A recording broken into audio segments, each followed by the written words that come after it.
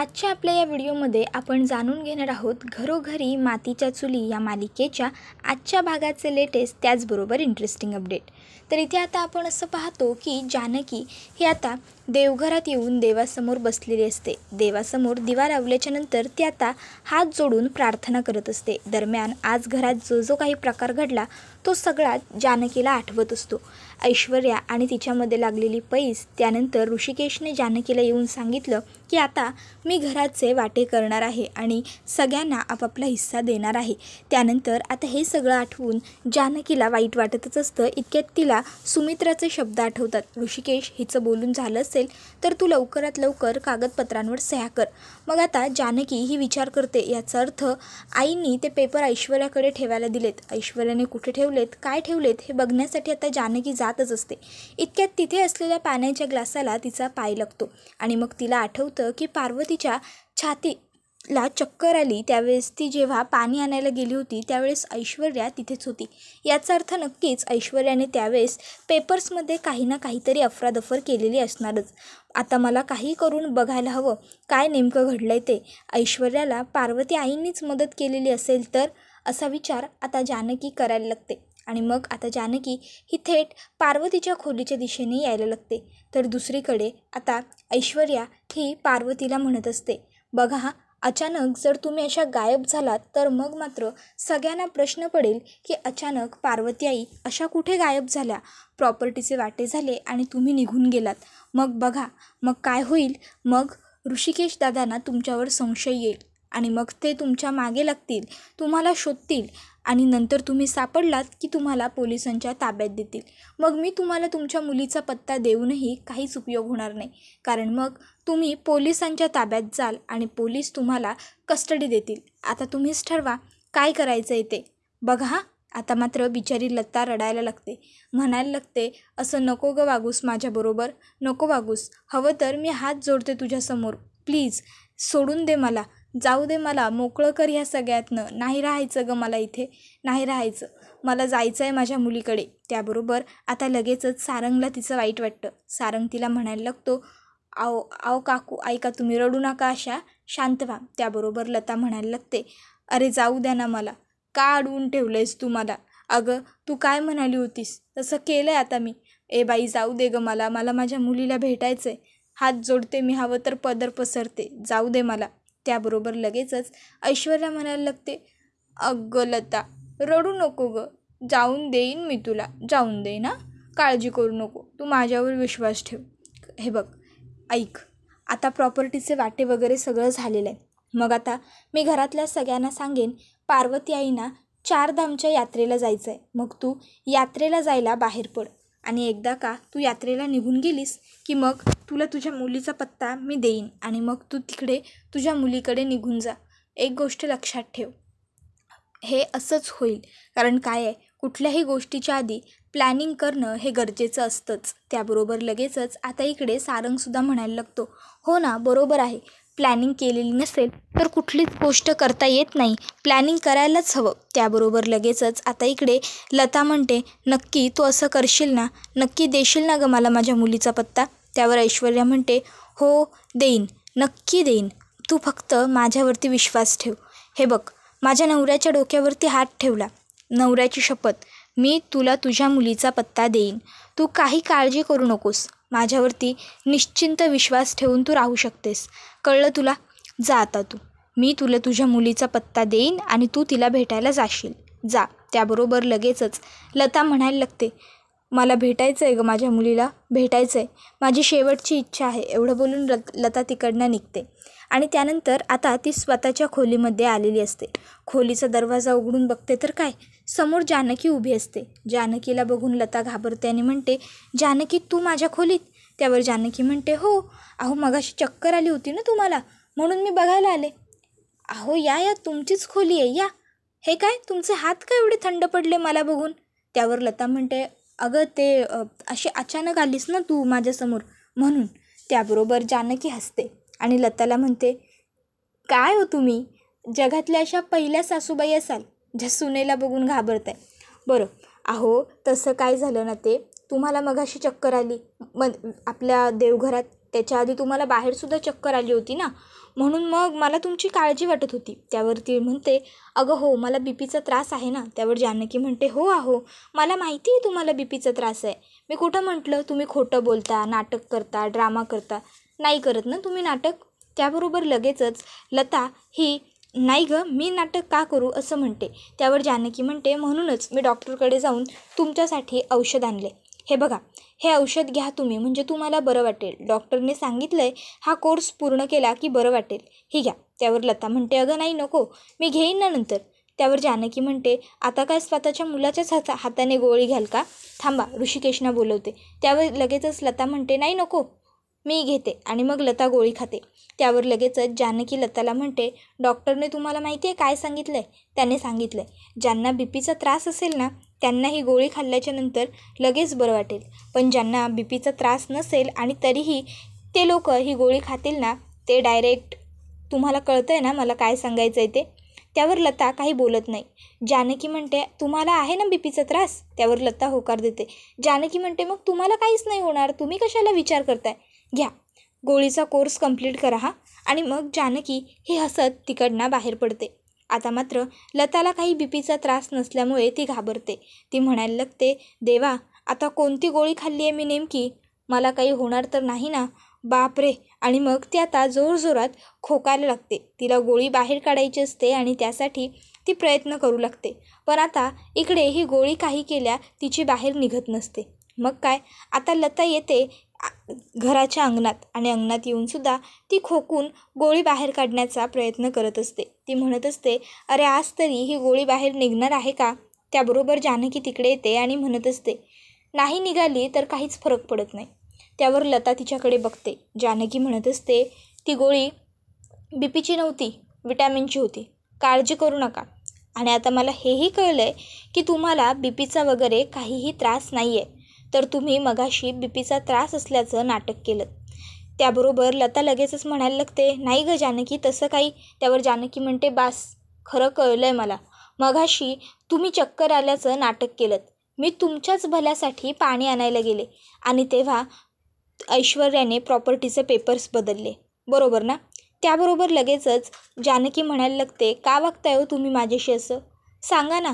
अहो, कोण आहात तुम्ही? का आलात माझ्या आयुष्यात? काहीच प्रश्नांची उत्तर नाही मिळत आहेत मला. समजतं आहे का तुम्हाला काही? खूप सुखी होतो घर माझं, खूप समाधानी होतो आम्ही. ह्या घरात एकत्र हसलो आहे, एकत्र खेळलो आहे, रुसवे फुगवे, एकत्र जेवण, सगळं केलं आहे आम्ही, सणवार साजरे केलेत. आणि आज तुमच्यामुळे काय झालं? आज माझ्या घराचे वाटे झालेत. अहो, आज तुमच्यामुळे माझ्या आई माझ्याबरोबर बोलत नाही आहेत. आज त्यांना नजरेसमोरही नको आहे मी. का करताय तुम्ही असं? का वागताय? तुम्हाला तुमचं कोणी हक्काचं नाही आहे का? अहो, तुमची माणसं, तुमची मुलं, तुमची नातवंड, तुमची पतवंड कोणीतरी असेल ना तुम्हाला? का कोणीच नाही आहे? का कळत नाही आहे तुम्हाला? अहो, जेव्हा आपली माणसं आपल्यापासून दूर जातात ना, त्याचं दुःख काय असतं हे कधीच नाही समजणार तुम्हाला. पण ना, देव न करो, पण कधीतरी असं घडेल की तुमची स्वतःची मुलगी जेव्हा तुमच्याशी बोलणार नाही ना, तेव्हा तुम्हाला कळेल आपली माणसं आपल्यापासून दूर जाण्याचं दुःख काय असतं ते. समजलं तुम्हाला? हे सगळं करून काय मिळालं तुम्हाला? पैसा. ते ऐश्वर्या पैसे देणार आहे तुम्हाला? अहो, नात्यापेक्षा एवढा महत्त्वाचा आहे का हो पैसा? सांगा ना, आहे का एवढा महत्त्वाचा पैसा? आता मात्र जानकीचे हे शब्द ऐकून लता रडायला लागते की तुम्हाला तुमची मुलगी कधीच बोलणार नाही. आता मात्र जानकी म्हणत असते, बघा, एक ना एक दिवस मला ते प्रॉपर्टीचे खरे कागद मिळतील आणि एकदा का मला ते खरे कागद सापडले ना की मग मी तुमचा खरा चेहरा सगळ्यांच्या समोर आणेन. आणि हा रणदिवेंच्या थोरल्या सुनेचा शब्द आहे. समजलं तुम्हाला? असं आता जानकी सांगते. त्याचबरोबर ती लताला हेही म्हणते की तुम्ही खूप चुकीचं वागलं, खूप. तुम्हाला माहिती आहे, माझं नाव जानकी आहे आणि जानकी नावाचा अर्थ होतो सीता. पण तुम्हाला माझ्यातली सीता नाही, तर तुम्हाला माझ्यातली दुर्गा पाहायला मिळेल. कारण सीता ही शांत, सोज्वळ आणि समंजस आहे, पण दुर्गा ही दृष्टांचा संहार करते, लोकांना अद्दल घडवते, गुन्हेगारांना शिक्षा मिळवून देते. आणि तुमच्या बाबतीतही मी तेच घडवून आणेन. बघा, नाही जर तुमचं हे खरं रूप मी सगळ्यांच्या समोर आणलं तर लक्षात ठेवा, रणदिवेंची सून आहे दिलेला शब्द पूर्ण करणार असं आता जानकी म्हणते. आता जानकीने हे असं सगळं सांगितल्यावरती इकडे बिचारी लता ही खूपच जास्त घाबरून गेलेली असते. तर जानकी ही आता तिला म्हणत असते, आज तुमच्यामुळे घडलं हे सगळं. तुमच्यामुळे आज माझं घर विखुरलं आहे. तुमच्यामुळे आज भावाभावांमध्ये फूट पडली. हे सगळं तुमच्यामुळे झालं आहे. तुम्ही जबाबदार आहात याला. काहीच गरज नव्हती तुम्हाला हे सगळं करण्याची, माझ्या घराच्या वाताघाती करण्याची. पण तरी तुम्ही ते केलं आहे, ते सुद्धा त्या ऐश्वर्याच्या नादी लागून. आणि आता त्यामुळे बघाल तुम्ही मी काय करते ते. आता नाही सोडणार मी तुम्हाला, नाहीच सोडणार. कारण माझ्यासाठी माझं कुटुंब, माझं घर हे कायम महत्त्वाचं आहे, होतं आणि राहील. आणि त्याच्यामध्ये तुम्ही येण्याचा प्रयत्न केला आहे. त्यामुळे मी तुम्हाला चांगला धडा शिकवणार म्हणजे शिकवणार. ही माझी तुमच्याशी असलेली गाठ आहे. समजलं ना तुम्ही? हे बघा, आजपर्यंत तुम्ही पार्वती म्हणून सगळ्यांशी खोटं बोललात. पण जेव्हा मला तुमचं खरं रूप कळलं आहे ना, तेव्हापासून आता मी तुमचं खरं रूप सगळ्यांच्या समोर आणणार हे ठरवलं आहे. एवढं बोलून जानकी तिकडनं गेलेली असते. आता इकडे लता बिचारी खूप घाबरते. म्हणायला लागते की नाही, काहीही झालं तरी मला पोलिसांच्या ताब्यात जायचं नाही आहे. मला माझ्या मुलीला शेवटचं तरी भेटायचं आहे. ही माझी एकच फक्त इच्छा आहे देवा. मी आता काय करू? मला पोलिसांना पकडून दिलं तर? नाही, मला काहीतरी करायला हवं मला काहीतरी, असा विचार करून आता लगेचच इकडे लता ही खूप घाबरते आणि रडायला लागते. आता तिला सुचत नसतं की नेमकं आपण करायचं तरी काय आणि जायचं तरी कुठे. तर आता इथे जानकी ही ऐश्वर्याच्या खोलीमध्ये आलेली असते. खरं तर जानकी ऐश्वर्याला जाब विचारायला आलेली असते. ती ऐश्वर्याच्या नावाने हाका मारत येते, ऐश्वर्या. पण ऐश्वर्या तिला खोलीत कुठेच दिसत नाही. जानकी ही खोलीचा दरवाजा बंद करून घेते आणि विचार करते, ऐश्वर्या जरी खोलीत नसली तरी याचा अर्थ ऐश्वर्याने पेपर्स मात्र खोलीतच ठेवले असतील. आता मला आज ते पेपर्स शोधायला हवेत.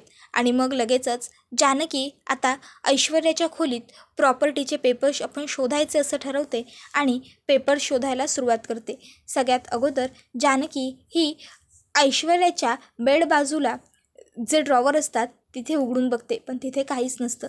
मग ती तिची गादी उचलून बघते तर गादीच्या खालीसुद्धा काहीच नसतं. असेच 1-2 ड्रॉवर, 1-2 कपाटं उघडून बघते तर त्यामध्ये काहीच सापडत नाही. जानकी आता ऐश्वर्याचं जे मोठं कपाट असतं ते उघडते. त्यामध्ये 2-3 फाईल्स ठेवलेले असतात. जानकी एक फाईल उघडून बघत असते. कपडे वगैरे तिने खाली टाकलेले असतात ऐश्वर्याच्या कपाटातले. पसारा झालेला असतो खोलीत. इतक्यात जानकीच्या हातून ऐश्वर्याची पर्स चुकून खाली पडते आणि त्यातून बाहेर पडतो तो जानकीच्या बालपणाचा तिचा फोटो बघून जानकी खूप जास्त भावूक होऊन जाते. त्याबरोबर लगेचच आता तिला आठवतं की ओवी आणि ती ज्यावेळेस बसले होते त्यावेळेस ओवी तिला म्हणत होती, आई सॉरी, फोटो उडाला. माझ्यामुळे तुझ्या लहानपणचा फोटो हरवला. खरंच सॉरी. माझ्यामुळे आज तुझ्या डोळ्यात पाणी आलं ना आई, सॉरी. त्याबरोबर आता जानकी ही तो फोटो बघत असते आणि मग तिला वाटतं की ह्या फोटोमध्ये माझी आई होती. मग ती लगेचच ऐश्वर्याची पर्स पुन्हा उघडते आणि शोधाशोध करते. तर तिला त्याच्यामध्ये तिच्या आईचा फोटोसुद्धा सापडतो. जानकी तो फोटो बघते आणि तिला खूप मोठा धक्का बसतो. ती तो फोटो जोडते आणि म्हणत असते, हा तर माझा आणि माझ्या आईचा फोटो आहे. ती स्वतःच्या आईच्या चेहऱ्यावरून हात फिरवते आणि मग तो फोटो उराशी कवटाळते आणि धाय मोकळून ढसाढसा रडते. आणि मग आता लगेचच म्हणायला लागते, हा फोटो इथे कसा आला? याचा अर्थ ऐश्वर्याला माझी आई कुठं आहे, कोण आहे हे माहिती आहे. तर आता इकडे ऐश्वर्या खोलीत आलेली असते. खोलीत हा एवढा सगळा पसारा कुणी केला असा विचार ती करते आणि मग ती तो पसारा आवरायला लागते. कपाटात कपडे टाकून दरवाजा बंद करते. इतक्यात समोर जानकीला बघते. आता जानकी खूपच जास्त रागात असते. समोर जानकीला बघून ऐश्वर्याला सुद्धा खूप राग येतो. ऐश्वर्या म्हणते, जानकी काय आहे हा सगळा प्रकार? काय करून ठेवलेस हे सगळं तू? त्यावर जानकी म्हणत असते, ऐश्वर्या हा काय प्रकार आहे आधी तू हे मला सांग. आणि मग ती ऐश्वर्याला तिच्या आईचा फोटो दाखवते. आता ऐश्वर्या तो फोटो बघते आणि थोडीशी घाबरते. पण ती आता जानकीला ती घाबरली आहे हे दाखवत नाही. उलट ती कॉन्फिडेंटली म्हणते, हे काय आता मला काय माहिती हा फोटो कोणाचा येते. त्याबरोबर जानकी ऐश्वर्याला हाताला धरून खाली बसवते आणि म्हणते, ऐश्वर्या खोटं बोलू नकोस.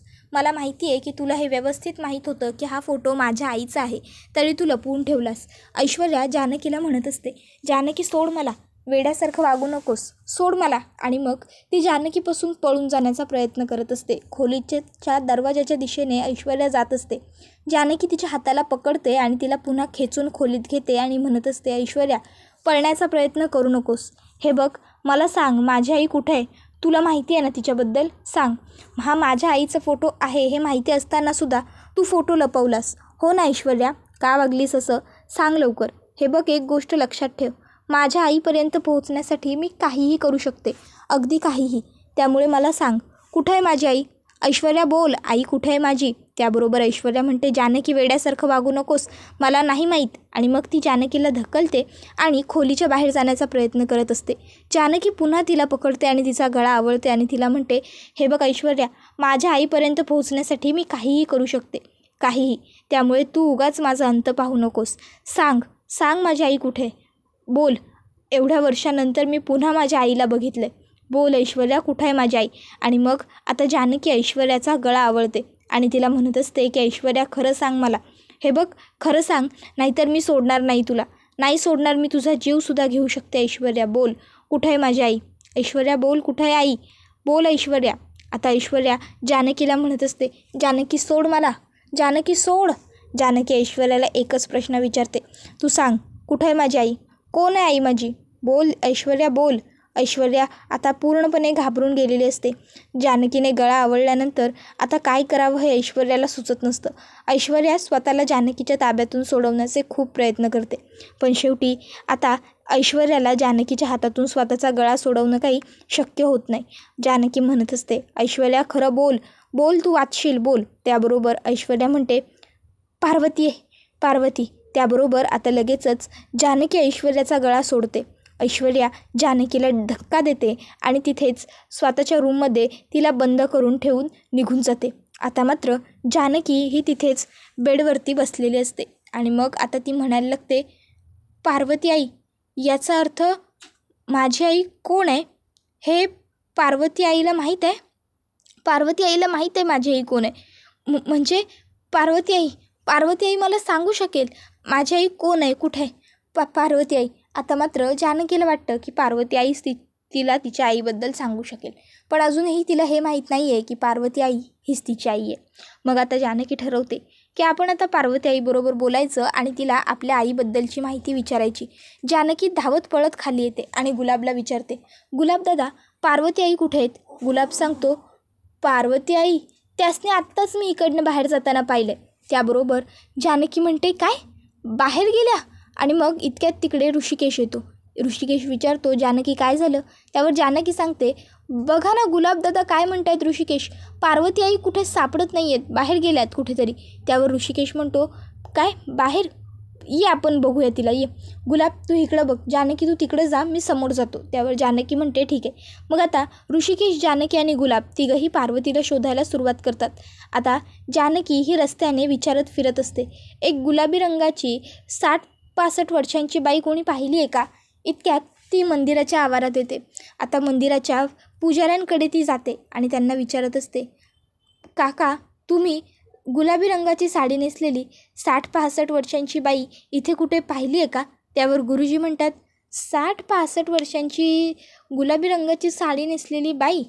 होय, ती तर आत बसली आहे. त्यावर जानकी खूप खुश होते, तिला बरं वाटतं. तर दुसरीकडे सारंग खूप घाबरलेला असतो. तो म्हणत असतो, ऐश्वर्या हो, तुम्हाला कळतं आहे का, जर त्या पार्वतीबाईने तोंड उघडलं ना तर आपलं काही खरं नाही, आपण मेलो, समजतंय का तुम्हाला? त्यावर मात्र आता ऐश्वर्या विचार करायला लागते आणि हा व्हिडिओ इथेच संपतो. मित्रांनो, व्हिडिओ आवडला की व्हिडिओला लाईक करत चला. त्याचबरोबर जर चॅनलवर नवीन असाल तर चॅनलला सबस्क्राईब करा आणि बेल आयकॉनसुद्धा प्रेस करायला विसरू नका. धन्यवाद.